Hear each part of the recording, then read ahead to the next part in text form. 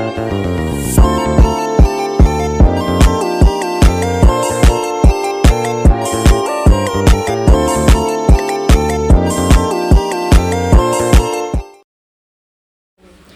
guys, assalamualaikum warahmatullahi wabarakatuh. Perkenalkan, nama saya Rifka Giana. Di sini saya tidak sendiri, saya ditemani oleh Naila. Halo semuanya. Halo Naila. Yang kedua ada Intan. Halo semuanya. Halo Intan. Dan yang ketiga ada Lisda. Halo semuanya. Halo Lisda. Kami dari kelompok Big Player. Di podcast kali ini kami akan membahas mengenai 1. Perjanjian lisensi pada hak kekayaan intelektual. 2. Sanksi terhadap pelanggaran hak cipta. 3. Contoh kasus pelanggaran lisensi atau HKI atau hak cipta di bidang teknologi. Dan yang keempat, cara menghindari pelanggaran hak cipta. Apa sih yang dimaksud dengan perjanjian lisensi pada hak kekayaan intelektual? Lisensi ini dibuat dalam bentuk tertulis dalam bahasa Indonesia dan harus dicatatkan oleh Menteri dalam daftar umum perjanjian lisensi dengan dikenai biaya. Ya, benar sekali. Adapun perjanjian lisensi dilakukan terhadap objek kekayaan intelektual di berbagai bidang. 1. Hak cipta dan hak terkait. 2. Paten. 3. Merek. 4. Desain industri. 5. Desain tata letak sirkuit terpadu. 6. Rahasia dagang. Dan yang terakhir, varietas tanaman.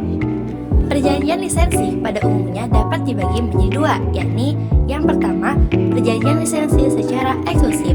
Perjanjian yang hanya diberikan kepada satu penerima lisensi atau dalam wilayah tertentu. Yang kedua, perjanjian lisensi non-eksklusif. Perjanjian yang dapat diberikan kepada beberapa penerima lisensi atau dalam beberapa wilayah. Selain itu juga ada perjanjian lisensi wajib yang dapat didefinisikan sebagai izin untuk melaksanakan hak kekayaan intelektual dengan alasan tertentu oleh pihak pemerintah atau pihak otoritas yang memberikan izin dilakukannya lisensi wajib. Perjanjian lisensi yang dilakukan dengan pencatatan dimaksudkan untuk memudahkan pembuktian jika terjadi perselisihan di kemudian hari dan juga melindungi pihak ketiga jika terkait dengan perjanjian lisensi. Perlindungan semacam itu akan mendorong semangat dan kreativitas di bidang kekayaan intelektual sehingga dapat dihasilkan karya kekayaan intelektual yang sangat diperlukan masyarakat. Untuk selanjutnya yaitu sanksi terhadap pelanggaran hak cipta. Berdasarkan ketentuan Undang-Undang Republik Indonesia Nomor 8 Tahun 2014 tentang hak cipta, pelaku pelanggaran hak cipta akan ditindak tegas dengan ancaman sanksi pidana berupa penjara dan denda. Adapun sanksi hukum pelanggaran hak cipta, yaitu seseorang yang tanpa hak melakukan perbuatan seperti yang dijelaskan dalam pasal 7 ayat 3 dan pasal 52 untuk penggunaan komersial dapat dikenai hukuman penjara maksimal 2 tahun atau denda maksimal 300 juta rupiah.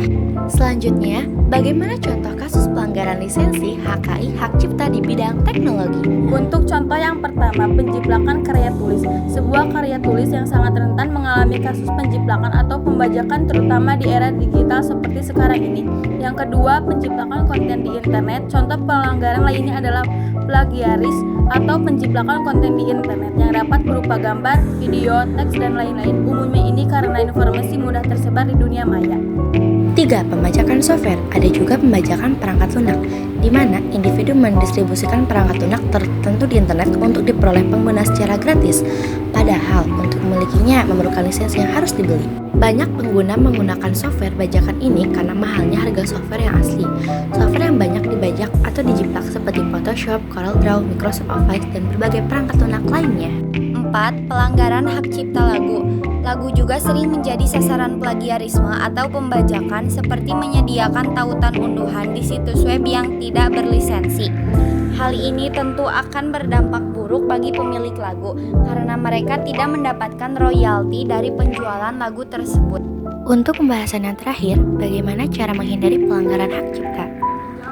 Cara menghindari pelanggaran hak cipta. 1. Mengutamakan kepentingan bersama. 2. Menaati norma masyarakat. 3. Menjaga kerukunan antar tetangga. 4. Menjaga persatuan dan kesatuan. 5. Tidak berbuat tindakan tercela berdasarkan sara. Dan yang keenam, mau menolong tetangga yang kesulitan. sekian podcast dari kami.